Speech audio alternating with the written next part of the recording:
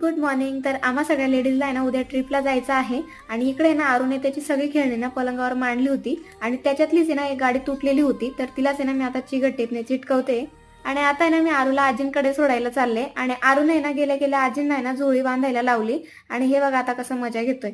त्यानंतर मी ना निघाले दुकानावर जाण्यासाठी, कारण मला आहे ना थोडं ट्रिपचं सामान घ्यायचं आहे आरूसाठी आणि माझा आहे ना कंडिशनर पण संपलेला आहे, सो तो पण घ्यायचा होता. आणि रात्री ना मी केसांना आहे ना तेल लावलेलं नव्हतं, म्हणून मी ना आता केसांसाठी हेअर मास्क बनवते.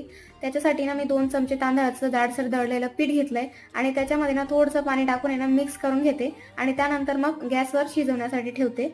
ते झाल्यानंतर त्याच्यामध्ये ना थोडंसं कोरफड टाकते किसून, छान मिक्स करून घ्यायचं. थंड झाल्यानंतर आहे ना आता केसांमध्ये ना छान मेहंदी सारखं लावून घेते.